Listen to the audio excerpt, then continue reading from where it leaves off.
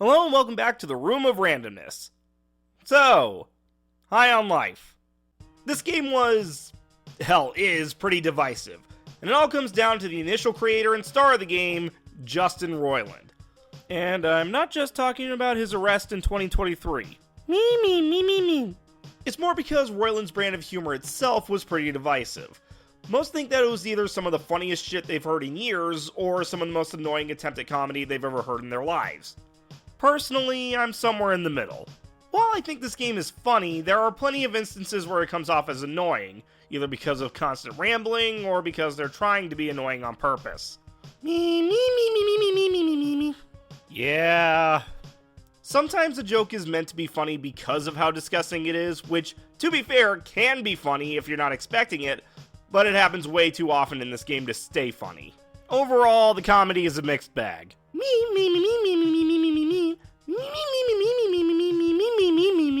And I just realized we've been talking a bit too much about the writing without going into the story.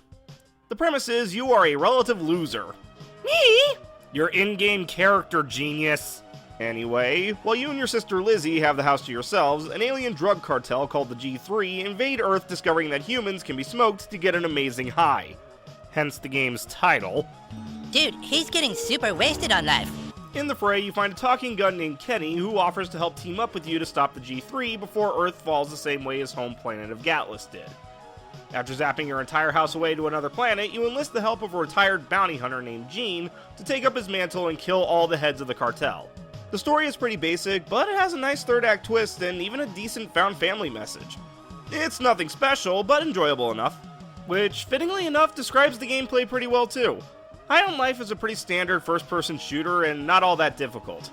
Granted, I played on the story difficulty because I'm not usually one for first-person shooters, but I've heard that the only real difference in the difficulties is how much damage you take from enemy attacks. Me. I can't even get mad at that. Honestly, I don't really see the difficulty as an issue, as you can say it either makes for a nice intro game for the genre, or just more accessible to people like me who aren't great at it but want to check the game out. But I can't really talk about the gameplay without also discussing the weapons in this game, as they are very important to both game and story. Kenny is a pretty average pistol, Gus is a shotgun, Tweezy is rapid fire, and Creature shoots little guys that are a cross between Mr. Meeseeks and Pikmin. Now, one thing I do want to note is that I never really found myself using the other guns in combat all that much, and mostly stuck with Kenny. Hell, I ended up using the knifey for melee kills far more often. Which, how much do the guns in this game suck if I'd rather literally bring a knife to a gunfight? Okay, that's a bit harsh, because on the one hand, making all the guns equally viable in combat means the player can always use whichever one feels the best to them. But on the other hand, while each gun has a secondary shot that is used pretty nicely for exploration, combat never gives you a reason to experiment with the different weapons. The closest I had was I found Creature's mind control shot useful for dealing with these brute enemies, mostly to keep them occupied. Me. Let's Do It only exists for the final mission and is basically the BFG.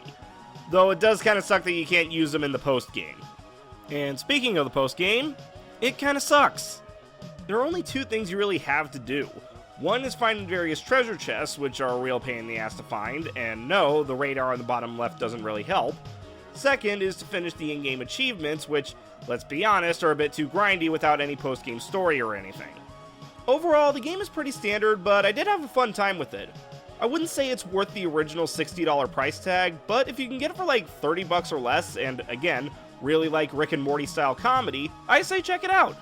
Me. Beg pardon? Me. The what? Oh yeah.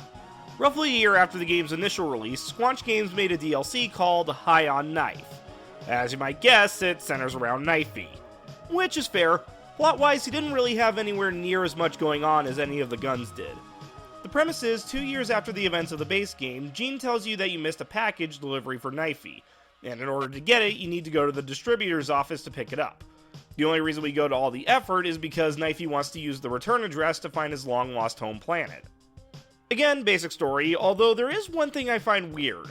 At the start, both Lizzie and Kenny are missing, the latter having been replaced, rather unceremoniously, by a new gun named Harper. My main problem with this is that the game never follows up on it, which feels really weird given both of their arcs in the main game, especially Kenny's. If that were the case, I'd rather they save that story beat for said sequel if they're gonna do so little with it here. Yeah.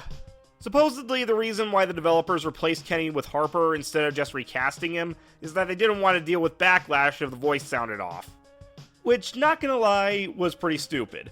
Supposing they didn't know who would be taking up the Morty mantle at the time, they could have done what Solar Opposites did and give a diegetic reason for Kenny to have a comedically different voice. Actually, pretty ironically, Roiland's absence is otherwise not really noticed. The writing on display is no different from the base game. As for how it plays, honestly the first chunk is more of the same, and the new gun, the ball, is a bit too convoluted in combat. But once you get to the distributors, the game kinda takes on this horror feel. This is like some Dead Space shit right here. Overall fun, but overpriced, much like the base game. Anything else? Good. I'm the Review Reviewer, and this has been the Room of Randomness.